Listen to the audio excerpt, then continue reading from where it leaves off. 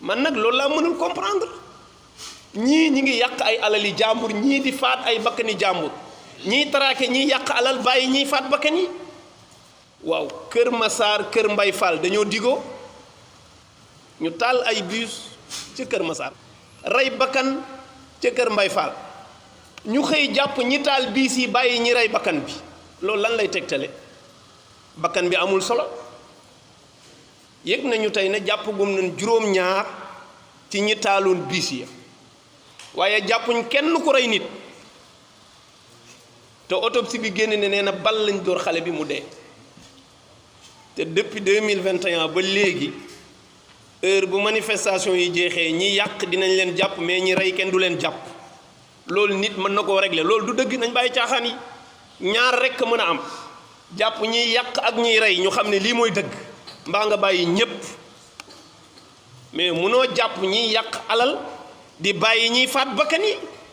loolu dafa am solo ci jàmmi réew mooy nañu fexe ñépp yem ci kanamu yoon Ngor ñaari bakkan a fa tëdd kenn ki ñu rey jigéen la ba léegi xamuñu ko rey amul suivi ki ñu wax ne takk der la woon ñu rey ko démb jàpp nañ ñi ko rey procureur génne na communiqué ubbi nañ enquête pour xam ñan ñoo rey kooku yow loolu nan la mën a nekkee benn gox ñaari bakkan tëdd fa nga toppatoo benn bi ki ko rey benn bi toppatoo ko rey loolu du jàmm ma Abdou Aziz Dabakh da daan wax ne jàmm jii di nguural suñu digganteeg Mauritanie ñuy wax ne ñu ngi juboo mu ne juboo gi yàlla na tegu ci dëgg ndax mu sax ak juboo ne tegi ci dëgg ndax mu sax bépp bakkan bu faatu bakkan ba na nekk kuy takk der na nekk civil bu ñu xamul na bokk ci nguur na ñàkk bokk ci nguur nañu toppatoo lu tax bakkan bi tëdd kan moo ko tëral waaye su fekkee benn gox ñaari fan yu tegaloo ñaari bakkan a fa tëdd kenn ki avant 24 heures xam nañu ko rey ba jàpp leen dugal ci kaso bi continuer enquête bi pour xool ñeneen ñi ci topp waaw ki dee barki démb na lu tax kooku ba léegi kenn xamul ko rey lu tax amul enquête lii la sallallahu alayhi wa sallam waxoon ne wa aymullah law anna fatimata bintu muhammad saraqat la qataatu yadaha loolu mooy maandu mu ne man day maa ngi leen di waatal ci yàlla sama doom soxna Fatima te affaire li tax mu cité ko parce que dañu jàng ci téere ne Fatima mooy ki mu gënoon bëgg wallahi Fatima sama doom la tey bu defoon njuumte ni ki mu jël alalu jàmbur du may santaane ñu dagg loxoom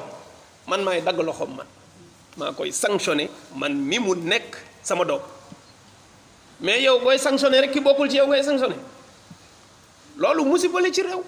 su ko defee yooyu ñu bàyyi ci xel yooyu nag dara taxul ñu di ko wax lu dul bëgg ñu delloo si xel yi ñu xam ne réew mi daa war a am dal donte nekk nañ ci réew moo xam ne yu mel noonu boo ko waxee ñu ne kii dafa contre nguur moo tax muy waxee noonu ñun yooyu suñu yoon nekku ci ku mu neex nga dëkkal ñu fu la neex waaye li nga xam ne yaakaar nañ ne mooy dëgg dinañ ko wax te yàlla rek tax te jàppul ne danañ ci boole benn ñàkk teggin waaye loolu mooy dëgg ñun 2011 fii la ñu fekk ñaata nit ñoo ñu interpellé fii 2011 am na ñu fi nekk naan moytul ñu fi nekk lan la ñu seqoon ak ñoom lu dul nañu fexe réew mi am jàmm yéen lañ ko dénk dëgg la am na ñuy wujjeeg yéen ñu ngi marche ñu ngi def lu nekk mais ay bakkan na ci rot jaaduwul bakkan di ci rot defar leen jeu bi ñëpp jàpp nañ looloo tax dara beesul loolu dong moo fi xewaat nag waaye ñun amuñu jotu naan dañuy far ci parti bi wala parti bële waaye dëgg moom yàlla moo ko moom te lii di dox du dëgg nag loolu foog ñu wax ak maandute dafa amul ak yamale dafa amul te loolu baaxul ci am réew loolu bu continuer kenn mënu ko maîtriser président bu fi jógee keneen kuy mën a ñëw su taxawee taxawaay bu mel noonu nañ koy wax loolu